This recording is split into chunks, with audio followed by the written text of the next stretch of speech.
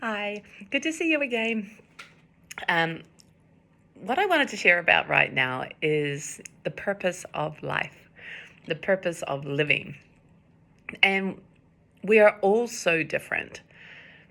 We might feel that the purpose of our life or of living is actually having great achievements, and which is influenced by the people around us. What is actually classed as great. And it could be that you're surrounded by sports people, um, or singers or creative people. So your interests then fall into that, or your inspirations fall into that line. What really is living your purpose is to what sings to your heart. I've actually had a lot of conversations over the years with people questioning actually what actually is for them, because we are influenced from a young age through school, through trends, through the popular people. And so we feel that we almost get our choices taken away from us, and we're left not really certain of what actually is serving us or what we want to do, because sometimes we're so heavily influenced. And maybe we've been excelling in these things, but maybe it just doesn't fit anymore, which means that then it's time to look for what's really making your heart sing. What I like about that is you start to really just start to tune into yourself and find your own beautiful way. Find what's there for you. And what was there for me, there was all the creativity in my life. There was all the influence through drawing, through writing, through my natural skills of being that way inclined. Through sports. Sports was really big at my school, so to play our sports and be good at it was very much encouraged. And then, of course, through the popular groups at school, whatever they were doing and into, so did I. And then after school too, it was kind of like, what's the trend? And the trend was to look a certain way, be a certain way, be busy so that you're successful, live in certain places, dress certain ways, either to fit in or to purposely not fit in, to rebel. And so when I actually got to a place where I was sick of trying to please everybody else, I started questioning, well, what actually is it for me? And it was kind of interesting when I got to a point of just not really knowing.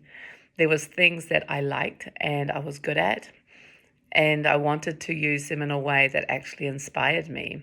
For example, I knew I was good at drawing, and I decided that to be a great drawer would be to hold an exhibition. So then suddenly I needed to pump out, at least 200 pieces of my art. And so suddenly the joy of drawing was taken out in this idea of this successful goal, right? And same as writing. I've always been a writer.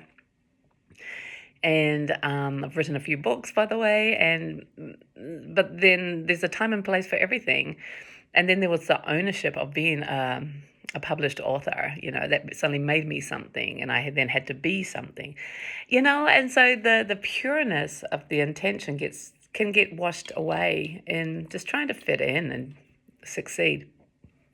And what's really interesting is when we let all that go, strip it back down to nothing, strip it back down to the pureness of what it was that actually created it in the first place, which was simply the impulse of creativity or your own passion to do so. So coming back to your own purpose and to live a good life in a happy way doesn't mean that it actually is very much based in how we judge and criticize, how we think, letting go of the torturing thoughts of trying to get things right, and just allowing things to just be, and to allow our passion to be without any expectations or any need to change anything. That in itself is absolutely fascinating, because we realize how much we are trying to change something or trying to get a result that then proves to us and to everyone else of the value or the goodness of it. So to bring it all back down to its simplicity really means that we start to just look at ourselves, start to look at our mind, start to look at the thought patterns, and then realize If you're not thinking that, then you're simply enjoy. You're simply loving what is just because you can. And to me, that's the greatest platform to actually enjoy any part of your life.